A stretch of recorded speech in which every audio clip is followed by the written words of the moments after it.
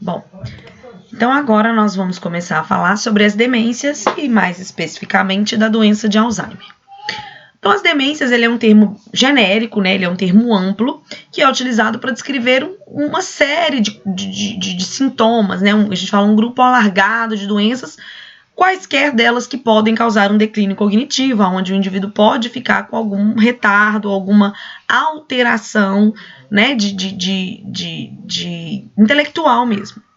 É um termo abrangente, então, que pode, né, incluir perda de memória, capacidade intelectual, raciocínio, competências sociais e alterações das reações emocionais normais.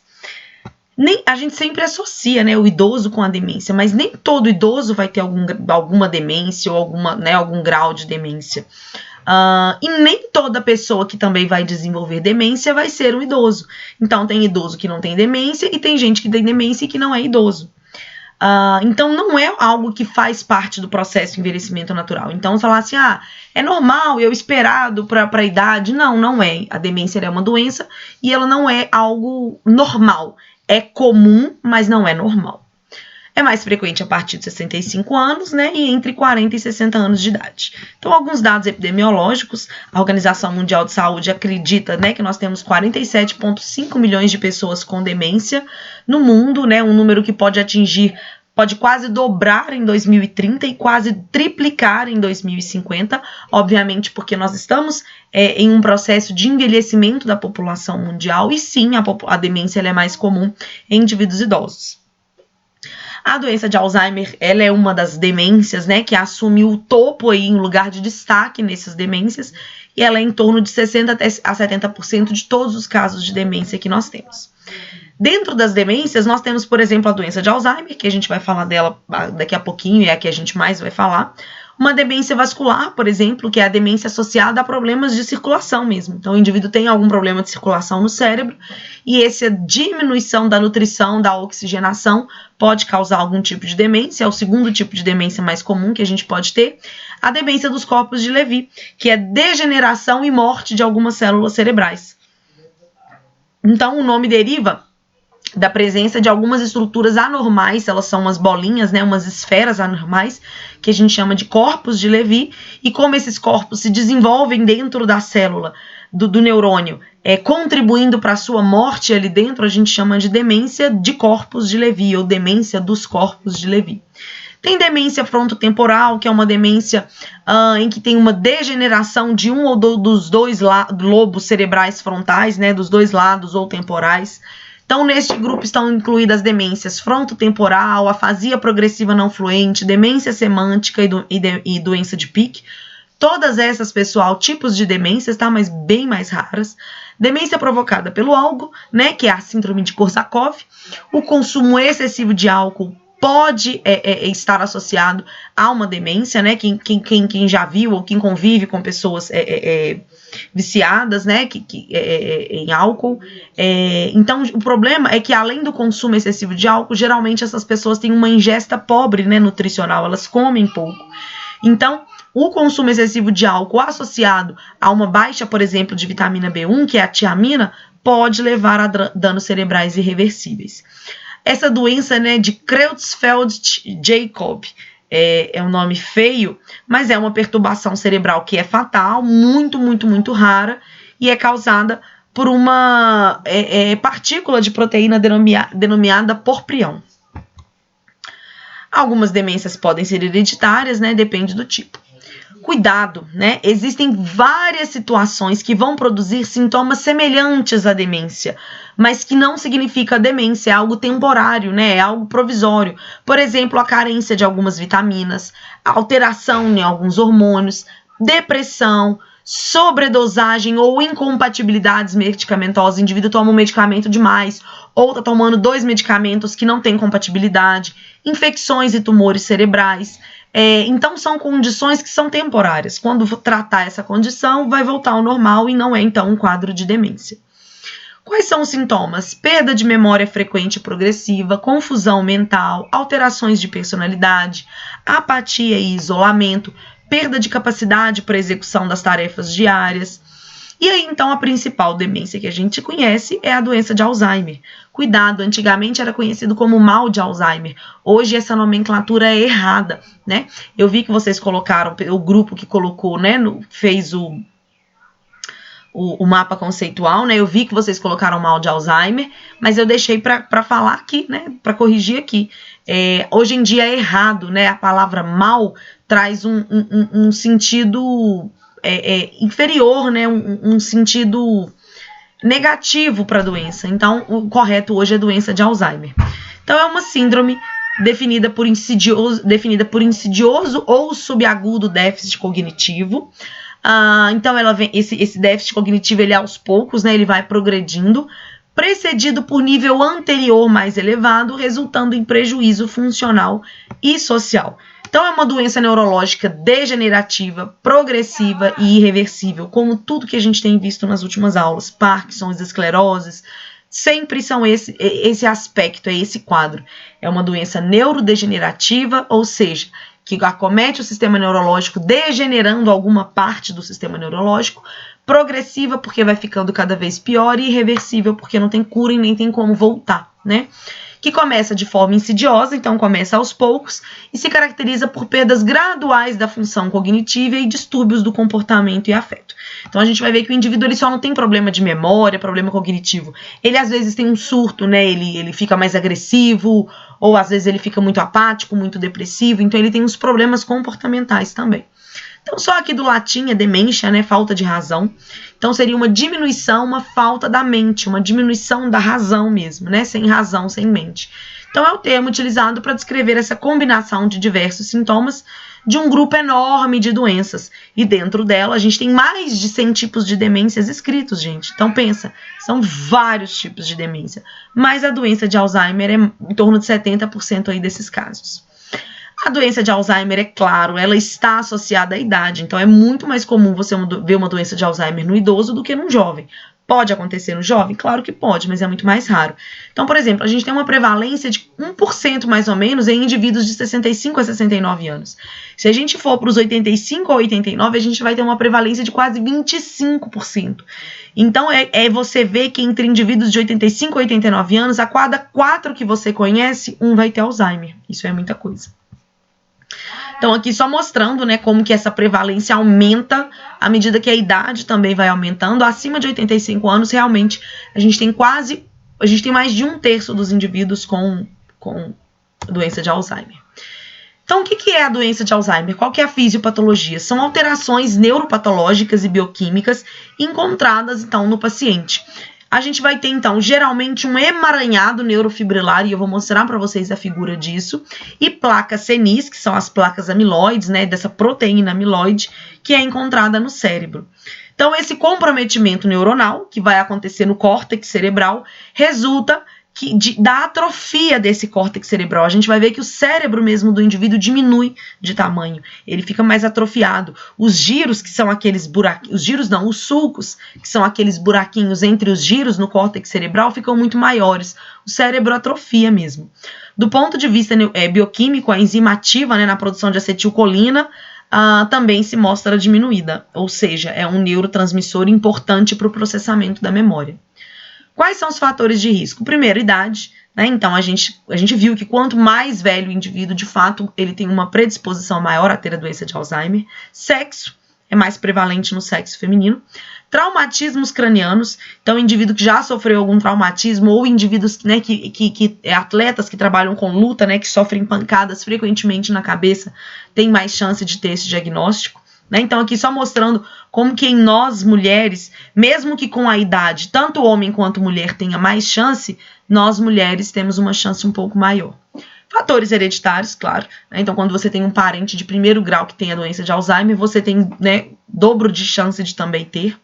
Idade materna. Então, filhos de mães com mais de 40 anos parecem ter uma tendência maior a ter, né, demências na terceira idade. Fatores genéticos. Então, em cerca de 7% dos casos, a doença de Alzheimer é da família. Aí aqui, não necessariamente parente, né, de primeiro grau. Mas se você tiver uma pessoa na família, mesmo que não tenha um parentesco primário com você, você também tem chance. Indivíduos com síndrome de Down.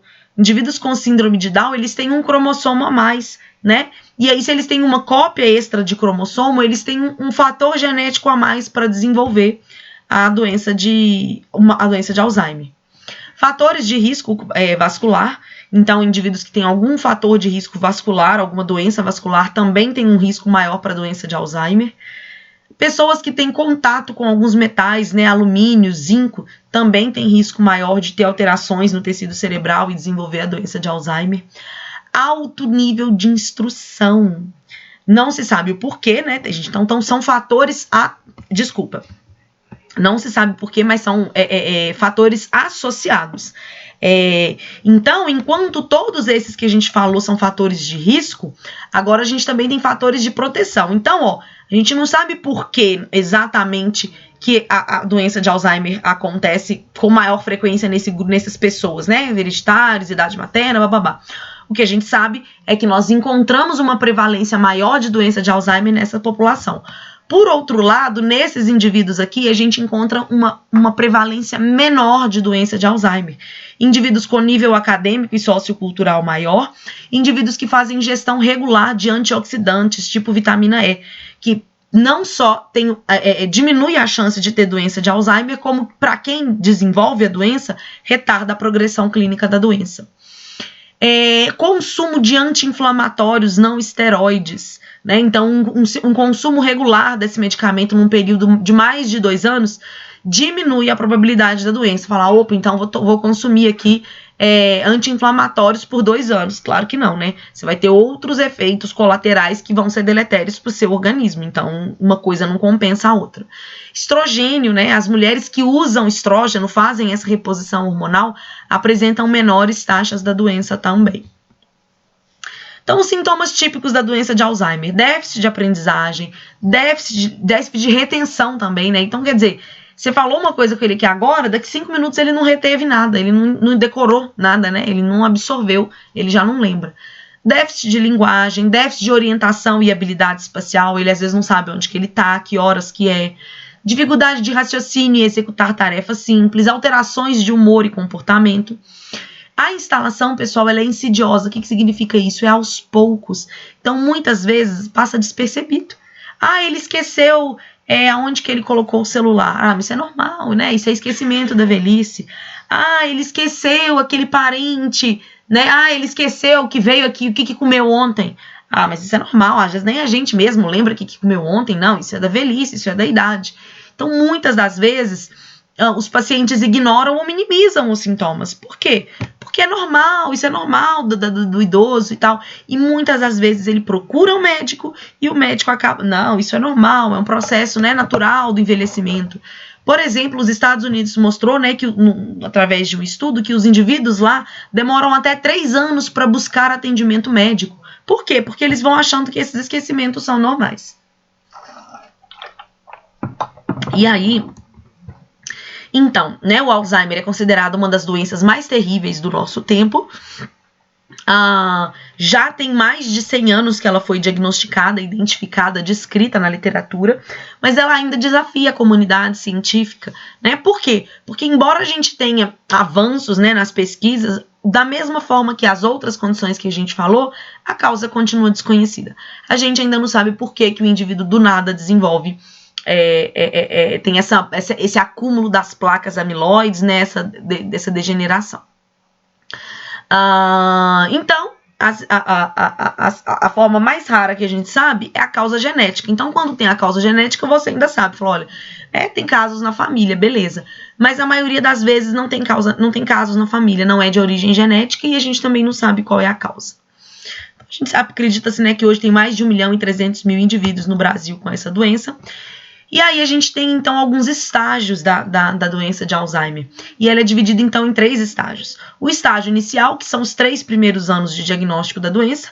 A pessoa ainda está pouco confusa, esquece poucas coisas, né? E é os primeiros sinais ali. Geralmente é nesse estágio que o indivíduo, né, procura o atendimento.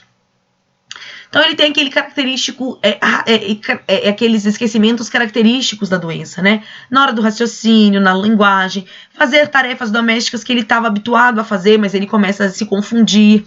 em relação à sua higiene pessoal, na orientação espacial, principalmente se ele estiver fora do seu ambiente doméstico.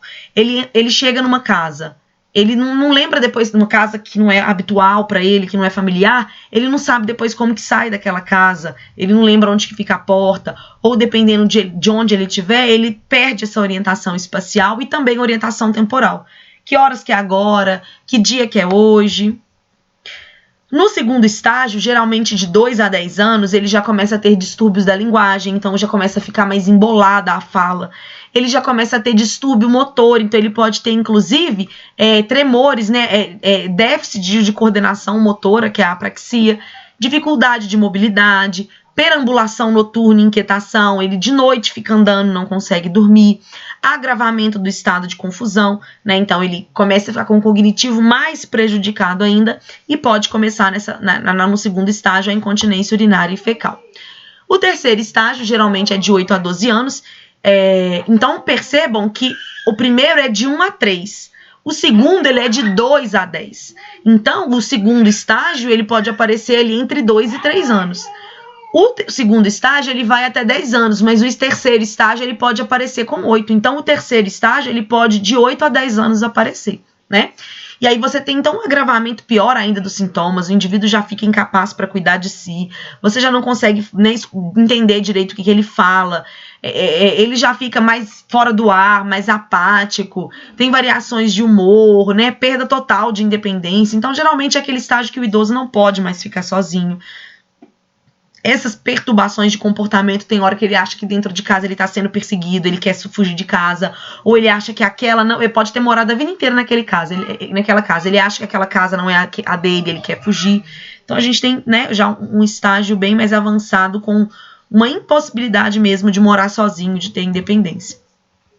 Então aqui só mostrando, né, PET scan é um exame de imagem, que mostrando, olha como que o cérebro de uma pessoa normal, ele é ativo, né? Quanto mais vermelho, mais ativo o encéfalo do indivíduo tá. Olha como que é do indivíduo com Alzheimer, né? Ele realmente não tem muita atividade cognitiva presente. Em relação à história natural, né, da doença, ela é variável, mas em média, a gente já falou, né? A gente tem um início aí de 2 a 3 anos, que é o estágio inicial, o estágio 1. Depois ele tem o que a gente chama de institucionalização, geralmente de 3 a 6 anos. Esse indivíduo, né, não pode mais sair sozinho, ou ter, né, ele precisa de um cuidado maior, a gente chama de nursing home, de 3 a 6 anos de evolução, e pode ir até a morte com mais de 3 anos, mas, né, isso não significa que com mais de 3 anos, obrigatoriamente, ele vai morrer. O indivíduo pode ir a 9, 12, 15 anos. Quais são os fatores preditivos de progressão acentuada? Ou seja, fatores que mostram pra gente que provavelmente esse indivíduo vai ter uma doença mais progressiva, mais agressiva e que ele, né, não vai durar tantos anos assim. Se ele tiver parkinsonismo associado, e aí cuidado, não é doença de Parkinson, é parkinsonismo. Lembra? A gente tinha aquela diferença. Parkinsonismo são os sintomas da doença de Parkinson, mas sem ter doença de Parkinson. Então, o indivíduo que tem a doença de Alzheimer com o parkinsonismo, que são tremores, né, aquela marcha com o comprimento do passo pequenininho, né, enfim. E também, se ele tiver alucinações e ilusões, isso significa que a doença vai ter uma progressão maior e que ele vai ficar pior mais rápido.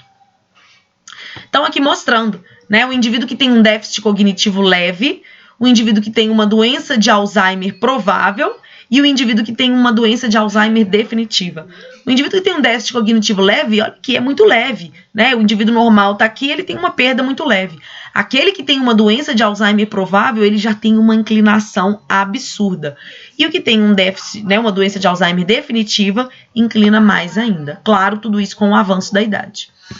Aqui então mostrando, né, uma teoria que a gente chama de a beta-amiloide, que seria o que talvez justifica a presença dessas placas senis no encéfalo do indivíduo. Então, a gente tem aqui, né, algumas moléculas, são as chamadas moléculas APP, e por algum motivo essas proteínas são quebradas. E a quebra dessas proteínas faz com que esses pedaços se juntem e formam essas placas beta-amiloides. Então, é o acúmulo dessas placas que vai gerar, é o acúmulo dessas placas que vai gerar, aqui ó, olha as placas amiloides se formando, é o acúmulo dessas placas que vai gerar essa disfunção do encéfalo. Então eu disse para vocês que o sistema nervoso mesmo do indivíduo, o encéfalo dele atrofia, diminui de tamanho. E é isso aqui, olha aqui. O indivíduo com um encéfalo, né, um cérebro saudável, já com uma doença de Alzheimer leve e aqui com uma doença de Alzheimer severa, grave. Então olha como que aqui o cérebro dele é mais gordinho, né? Os sulcos, que são esses buracos, são fechadinhos. E olha aqui, olha como que os sulcos são enormes, né? Ele tem uma atrofia mesmo encefálica. E aí a doença de Alzheimer, então, pode ser dividida em 3 fases: fase leve, moderada e grave. Além disso, a fase leve, obviamente, eu tenho pouco comprometimento do encéfalo, a moderada, um grande comprometimento, mais ou menos metade, e a grave já é mais da metade. Qual, então, é a macroscopia dessa condição? O que a olho nu a gente consegue ver? Perda de peso e volume do cérebro, que eu acabei de mostrar para vocês. A atrofia dos giros, então, os giros, olha lá, que são esse chicletinho mascado, olha como que ele fica atrofiado, diminuído. Em todos os lobos, né, lobo temporal, no giro hipocampal, na amígdala, acomete substância branca e cinzenta, né? E se ele tiver uma atrofia somente num local específico e não for em todo o encéfalo, pode ser característico de doença de Pick, que é um tipo de demência, um outro tipo, né? Ele pode ter diminuição da zona cortical. Tudo isso, pessoal, demonstrando uma diminuição do encéfalo, tá? Dilatação ventricular. O ventrículo não é aquilo cheio de água, então ele vai ficar mais dilatado. A massa mesmo do cérebro diminui, ok? Então, aqui mostrando, ó, um encéfalo normal. E olha aqui, olha, um encéfalo do indivíduo com doença de Alzheimer. Olha como que aqui, olha, os ventrículos já estão todos disformes. Eu já tenho, né, uma destruição mesmo da massa encefálica. Olha para vocês verem como que fica os sulcos aqui, ó, ficam muito grandes. Os giros ficam fininhos, ficam atrofiados. Então, olha lá, ó, como que esse encéfalo fica totalmente atrofiado. Aqui, de novo, uma comparação, né, de um indivíduo normal e aqui de um indivíduo com doença de Alzheimer. De novo, olha lá. O encéfalo diminui de tamanho, né? Ele tem uma atrofia. Aqui na microscopia, a presença das placas amiloides, né? Placa senis. De novo ali mostrando. Placa aqui, placa aqui, placa aqui, aqui, aqui. Várias placas. E aí, então, o plano de cuidados para esse paciente, né? Primeira coisa, o ideal, esse indivíduo tem muita tendência à confusão. Então, sempre se comunicar com ele com frases curtas, simples. Tudo que você vai fazer com ele antes, explicar os procedimentos. O ambiente tem que estar tranquilo. O ideal é que ele tenha uma rotina de atividades, né? Sempre aquela mesma forma, daquele mesmo jeito. Orientar ele em relação ao tempo, ao espaço, vigiar esse indivíduo o tempo inteiro, tá certo? Então, nada de ficar falando frases muito longas e ficar conversando demais e falando demais, porque provavelmente ele vai se confundir, ele não vai entender. Então, use frases simples, objetivas, curtas, explica tudo. O ambiente, se tiver muita pessoa falando aquela confusão, ele vai ficar agitado. Além disso, ele é um paciente que pode ter o sono alterado. Então, sempre posicionar confortavelmente a pessoa, executar, isso né, para os cuidadores, claro, executar técnicas de relaxamento, evitar beber chá, café, comer chocolate, Coca-Cola à noite antes de beber, antes de dormir, desculpa. Evitar que a pessoa durma muito durante o dia, porque senão realmente ela vai perder o sono à noite. E evitar tratamentos dolorosos, porque se ele ficar com dor, ele realmente também vai perder mais o sono. Esse é um indivíduo que tem dificuldade, ele tem alteração, ele tem limitação no autocuidado, né, da higiene dele. Então, geralmente em um grau moderado. Então, ajudar essa pessoa a tomar banho, estimular ele, olha, vamos tomar banho, ó, vamos escovar dente, ó, é assim que faz. Ajudá-lo, né, assisti-lo quando for necessário, regular a temperatura da água, massagear a superfície toda corporal com creme. Esse processo é importante também para o relaxamento, o contato com o paciente. Ele tem dificuldade de vestir, então ajudar essa pessoa a se vestir, a tirar a roupa, motivar ele, né? Nem tudo você faz tudo por ele. Às vezes a gente tem essa tendência de tirar a blusa toda, coloca a blusa toda, tira a roupa toda. Não, vai ajudando, mas vai orientando, vai estimulando que ele também ajude, que ele também faça. É um indivíduo que também tem problemas com ingestão, ele vai comer menos, né? Então, providenciar uma dieta a gosto da pessoa, oferecer coisas que ele gosta de comer, vigiar na hora da refeição se ele tá comendo tudo. Às vezes ele vai lá, a gente pega o prato de comida e joga fora, joga pro cachorro. Então, tem que vigiar. Evitar tratamento doloroso antes da refeição, porque não vai querer comer. Pedir que o familiar, cuidador, outras pessoas, né, que são importantes ali na convivência, tenham acesso ao serviço para alimentar a pessoa. A memória de curto prazo dele geralmente é diminuída. Às vezes ele lembra lá da infância dele as coisas, mas ele não lembra o que aconteceu ontem. Então é sempre bom a gente estar estimulando a memória desse paciente. Falar, olha, lembra que eu vim aqui ontem, eu brinquei com o senhor, eu falei com o senhor, eu conversei, eu fiz isso, eu fiz aquilo, né? Evitar interromper a pessoa, deixando verbalizar suas memórias. Então, se ele está falando, se ele está verbalizando, deixa ele falar, não fica toda hora interrompendo. Encorajar, né, os familiares, pessoas que são importantes para ele, estarem visitando essas pessoas, né, visitar esse paciente, para que essa pessoa, se ele está vendo ela constantemente, a chance dele esquecê-la é menor. Geralmente é um paciente agitado, então sempre providenciar ambiente tranquilo. Identificar os fatores que desencadeiam, que deixam esse indivíduo mais agitado e, claro, evitar esses fatores quando conseguir identificar. Diminuir a quantidade e complexidade de estímulo. Vigiar, a ação do doente, né? Ele muito agitado, ele é perigoso, tem que tomar cuidado. Esse é um paciente com risco de queda, né? Ele vai ter no futuro dificuldade de mobilidade, etc. Ele pode ter tremor, né? Inclusive pode ter o parkinsonismo. Então, vigiar a ação da pessoa, manter, né? Se tem grade na cama, por exemplo, manter elevada, tirar tapete, qualquer coisa na frente, né? No caminho ali da pessoa que pode oferecer um risco, que pode ser um obstáculo para ele transpor e ir à queda. Né? Se for necessário, uso de corrimão, uso de apoiadores. Com a atrofia, ele tende a diminuir, a ter dificuldade em realizar as atividades básicas e instrumentais do dia a dia. As básicas são aquelas relacionadas à autohigiene, né, banho, se vestir, se alimentar e etc. As instrumentais estão relacionadas a mexer com objetos. Então, usar telefone, usar meios de transporte, fazer compras, manter a casa limpa, realizar serviços de lavanderia, tudo que envolve, né, manusear objetos, coisas. O indivíduo ele também tem importantes implicações nas suas relações sociais e familiares, né? Então ele perde a sua autonomia, ele perde a sua independência. Com o tempo, com a progressão da doença, ele vai ter sérios comprometimentos funcionais e comportamentais. O que são esses problemas? Funcionais.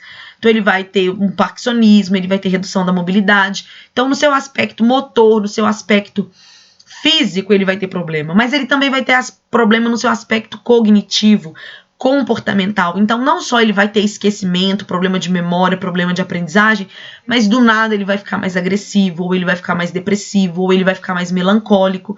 Então, é um idoso que geralmente tem alto risco de institucionalização, ou seja, né, de você encontrar em asilos. Cuidado, né? Nem todo esquecimento é sinônimo da doença de Alzheimer e nem todo esquecimento é envelhecimento só. Então, tudo tem que ser avaliado e tem que ser, né, identificado da melhor forma. Claro que alguns esquecimentos são normais do envelhecimento, ou o indivíduo pode estar com um transtorno cognitivo leve, ou ele pode ter apenas depressão. A depressão também leva a alguns esquecimentos. Por isso que tudo tem que ser avaliado e bem tratado, bem diagnosticado e bem tratado. Se é normal do envelhecimento, propor exercícios, né, de memória. Se é um transtorno cognitivo leve, já existe algo que a gente pode fazer. Se é depressão, pior ainda, né? Tem algum medicamento, algo que a gente possa entrar, né, nesse aspecto. E aí aqui, então, só mostrando alguns problemas que podem levar à redução da memória, mas que não são doença de Alzheimer, né? Deficiência de vitamina B12 e ácido fólico, doenças da tireoide, depressão, estresse, alcoolismo, sífilis, HIV, insuficiência hepática, insuficiência renal, hematoma, né? Hematoma no sistema nervoso central, né? No encéfalo, hidrocefalia de pressão normal, encefalite herpética, que é pelo vírus da herpes, tumores cerebrais, traumática, né? Igual eu falei com vocês, pugilismo, pessoas que lutam, podem ter demência e podem, inclusive, desenvolver a própria doença de Alzheimer. TCE, Parkinson, efeitos colaterais de medicamentos de atuação direta no sistema nervoso central. Então, tudo isso pode desencadear perdas de memória que não estão relacionadas à doença de Alzheimer. Claro, doença de Alzheimer também não tem cura como as demais que a gente falou. Então, o que a gente quer é controlar sintomas e minimizar a progressão da doença. Então, os medicamentos que existem, a gente quer prevenir ou retardar o aparecimento de complicações, tá certo? Então, atualmente são utilizados os inibidores de colinesterases, que são medicamentos que evitam a degeneração da acetilcolina, que a gente viu que pode estar reduzida. A acetilcolina, ela é um quimiotransmissor importante para a aprendizagem, para a memória, para a cognição. Então, se ela está diminuída, o indivíduo vai ter maiores déficits cognitivos. Então, o intuito desse medicamento é aumentar o nível de acetilcolina no corpo do indivíduo. Então, a gente tem 3, o donepezil, a rivastigmina e a galantamina. Além disso, a gente precisa de uma equipe multi para atender esse paciente, é claro, né? Então, ele não tem só problemas motores, ele precisa de acompanhamento. A gente viu, ele vai ter problemas nutricionais, ele vai ter problemas sociais, ele vai ter problemas fonoaudiológicos. Então, gente, tudo isso aí, ó, fisioterapeuta, TO, fono, profissional de educação física, enfermeiro, nutricionista, psicólogo, assistente social, arteterapeuta, pet terapeuta e musicoterapeuta são opções de terapia, né, baseada em arteterapeuta, então é um professor que vai ajudar, né, fazer desenhos, fazer pinturas. Pet terapeuta que está relacionado a um animalzinho mesmo de estimação, né, um petzinho para ajudar no processo, no tratamento. A música também como uma forma de terapia e cuidadores formais, né, profissionais cuidadores, quando não tem um parente que está disposto a cuidar ou às vezes o parente não está dando conta. A doença ela é incurável, então o objetivo da terapia, como eu disse, é controlar sintomas e evitar complicações, ou retardar, na verdade, a gente não consegue evitar, retardar as complicações, a evolução da doença. Então, claro, quanto mais cedo você começar o tratamento, melhor. Então, quanto mais cedo você for diagnosticado, melhor. Por isso que quanto mais cedo você procurar um médico, quando começar os esquecimentos, é importante. Então, numa doença que com certeza, né, inexoravelmente, com certeza, ela vai evoluir, ela vai progredir, é fundamental que os familiares usem diário para anotar a evolução dos sintomas. A memória melhorou ou piorou? Os afazeres diários melhoraram ou pioraram? O quadro está estável atualmente ou ele está em declínio? Se o médico não tiver essas orientações, essas anotações, na verdade, ele não tem como saber se o paciente está melhorando, se o paciente está estável, se a medicação está fazendo efeito. E aí, claro, a gente pode prevenir, né? Qual que seria a prevenção? É possível prevenir? A gente não sabe se é possível prevenir, mas é importante a gente treinar o nosso cérebro, né? Como a gente treina a musculatura, é importante fazer, né, exercícios de quebra-cabeça, de memória. É importante para o indivíduo, não só o idoso, como nós todos, estar frequentemente treinando o nosso cérebro, que a gente chama de manter uma reserva cognitiva, né? Ali, uma quantidade de reserva para que quando tiver o declínio, esse declínio não seja importante. Grupos, né? Atividades em grupo, de atividade social também é legal. Então, pinturas, grupos de costura, grupos de atividade física. Retirar os fatores de risco, né? Então, pacientes que tomar o medicamento ou controlar aí o colesterol, pressão alta, sedentarismo, tabagismo, alcoolismo, depressão, diabetes, obesidade, excesso de gorduras saturadas. Tudo isso diminui o risco de você desenvolver a doença de Alzheimer e, se você tiver a doença de Alzheimer, retardam a doença. O que a gente pode fazer para treinar o nosso cérebro? Leituras com reflexões, né? Informática, aprender uma nova língua, tocar um novo instrumento, grupos de convivência, exercício físico, palavra cruzada, jogo de tabuleiro, quebra-cabeça, jogos de videogame. É fundamental a gente manter, né, o nosso cérebro ativo, treinar ele. E aí, pra gente finalizar, né, vamos só falar dos cuidadores, gente. Você imagina um cuidador de um paciente com doença de Alzheimer, como que é extremamente cansativo, né, para esse cuidador, porque ele tem um problema cognitivo e comportamental muito grande.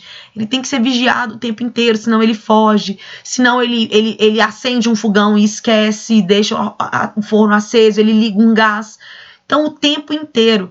Então, o cuidador, ele é muito, muito demandado, né? Então, cerca de 80% das vezes, os cuidadores são membros da família. Então, além do aspecto da responsabilidade, ainda tem o aspecto afetivo envolvido. É parente, é familiar, tem aquele amor, aquele carinho. Muitas das vezes, o cuidador é o companheiro, é o marido, é a esposa. Então, gente, o cuidador, ele tem uma responsabilidade prática enorme. O cuidado dele, geralmente, principalmente se ele for o parente e o familiar que convive ali, é 24 horas por dia.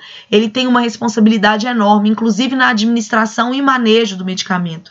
Esse cuidador, ele está sofrendo impacto financeiro. Primeiro, porque eu estou aumentando os custos dentro de casa com aquela doença. Segundo, a gente não sabe se às vezes esse paciente agora que está com a doença de Alzheimer trabalhava, se ele ajudava, né, na provisão dentro de casa financeira. Então, o cuidador, ele fica com uma sobrecarga emocional e física. Por que eu gosto de enfatizar isso aqui? Porque às vezes a gente atende o paciente e o cuidador tá mal-humorado. E o cuidador... Aí você fala, nossa, olha pra você ver, gente, que cuidador. Nossa, olha só que pessoa horrível. Nossa, então pra que tá cuidando pra cuidar desse jeito? A gente tem que ter empatia com as pessoas, né? A gente tá pegando esse paciente 2, 3 vezes por semana durante 40, 50 minutos. Quem tá dentro de casa 7 dias por semana, 24 horas por dia, é o cuidador. É a esposa, o marido, o filho, o sobrinho, né, o irmão. Então a gente tem que ter empatia e saber olhar o lado do outro. Às vezes ele tá nervoso, ele tá cansado por causa da situação que ele tá enfrentando, né? Ele tá com uma sobrecarga emocional e física. Cuidador não tem, quando é, né, um parente ali, a esposa, o marido, não tem final de semana, não tem férias. Esses indivíduos também estão mais propensos a desenvolver doenças psicológicas, né, depressões, devido a essa alta demanda que eles sofrem. Eles têm sensação de isolamento. Por quê? Porque ficam o dia inteiro cuidando do paciente. Eles param de sair, não vão visitar outros familiares. Então, eles também podem ter distúrbios psicológicos, né, depressão, como distúrbios da saúde. Eles param de cuidar da própria saúde. Então, é importante que a gente tenha um olhar também cuidadoso com esses cuidadores. Até 50% deles podem desenvolver depressão. Então, é fundamental que tenha em mente, né, que a doença é progressiva, que os sintomas vão piorar e que, dependendo da doença, né, o indivíduo pode ir a óbito. Então, é importante que o cuidador tenha isso em mente para que ele não fique se culpando cada vez que o paciente vai piorando, né? O cuidador, ele precisa organizar e participar das decisões de tratamento, ele tá ali no dia a dia. Então, se você vai propor alguma atividade para casa, qualquer coisa que você vai fazer com esse paciente, o cuidador tem que estar inserido. O cuidador pode, nesse horário, estar disponível para ajudar nos exercícios, tudo isso a gente precisa considerar. No início, a substituição por outra pessoa das tarefas que antes eram desempenhadas pelo paciente vai gerar um estresse emocional, né? Tudo. Olha, antes era ele que lavava vasilha, era ele que cuidava da casa, era ele que levava o neto na escola, era ele que fazia supermercado. Então, além disso, o cuidador às vezes fica sobrecarregado com essas outras tarefas que antes era, né, o marido, a esposa ali que fazia, que agora tá doente e não pode mais fazer. Então, toda a estrutura pessoal da família deve ser estudada, sabe? Inclusive pessoas de fora. Se você tem um parente que tá com doença de Alzheimer e que você acha que o cuidador tá sobrecarregado, ofereça ajuda. Vamos sentar a família toda, vamos conversar, vamos fazer uma reunião. Será que a gente não pode aqui fazer uma vaquinha todo mês para contratar uma faxineira, uma pessoa para ir lá limpar a casa, uma pessoa para ajudar? Vamos ter empatia com o próximo, né? Estudar a doença, buscar redes de apoio, entender a doença, não expor o paciente, oferecer tarefas fáceis, estar atento às formas de comunicação, manter relação afetiva, buscar apoio emocional, dividir funções. Tudo isso, pessoal, o cuidador deve buscar, né? Olha para você ver o fardo desse cuidador. Comunicar com os familiares. Às vezes o familiar acha que o cuidador lá tem obrigação de fazer tudo perfeitamente e ainda manter a família noticiada de tudo que está acontecendo, porque tem parente que é folgado, né? Às vezes a gente acha que é porque é marido, porque a esposa tem obrigação de cuidar na saúde, na doença, até por todos os dias de nossa vida, sozinho. E não foi isso, né? Não é assim. Então, a gente que é familiar, a gente que é primo, neto, sobrinho, a gente também tem obrigação afetiva e social com esse familiar. Né? O cuidador é que fica ali tentando administrar o estresse, estabelecer expectativas. Imagina, ele tem que ficar de olho o tempo inteiro, porque esse paciente é um paciente de risco. Ele pode fugir, ele pode ir lá e achar um remédio e tomar tudo de uma vez, ele pode ligar um gás, ele pode pegar uma faca, ele pode ter um comportamento agressivo, um comportamento depressivo, ele tem que tomar cuidado da medicação, da nutrição, de fazer exercício.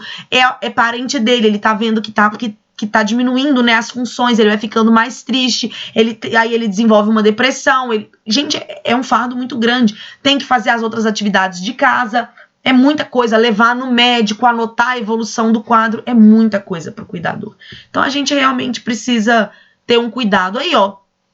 todas as funções que o cuidador, né, tem que estar atento na hora do banho, cuidado com a boca, com o vestuário, com pele, com nutrição, com hidratação, andar de carro, delírios, alucinações, desorientação, babá. E aqui tudo, né, que são riscos que pode ter, agressividade, agitação, a insônia, desconfiança, você tá roubando meu dinheiro. Nossa, você tá roubando meu dinheiro, eu sei, eu contei. Ele inventa, ele fala que a pessoa tá roubando ele. Imagina o cuidador já cansado, ainda ter que ficar lidando com aquelas desconfianças. Mas coitado, né? O paciente tá tendo uma alucinação, ele tá num surto, também não é culpa dele. Dificuldade, né, de locomoção, apatia, atitudes bizarras, né? Abaixa a calça no meio da rua. Quedas, vazamento de gás, intoxicação, queimadura, ferimento, sair na rua, se perder dinheiro, dirigir carro, infecções. Gente, é muito grande, né, o cuidado que a gente tem que ter. Então, assim, o cuidador deve ter empatia, mas a gente tem que também ter empatia com o cuidador, sabe?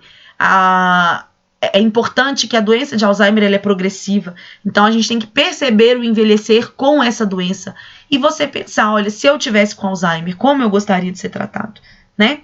E se eu fosse um cuidador, como eu gostaria que as outras pessoas me ajudassem, né? É importante.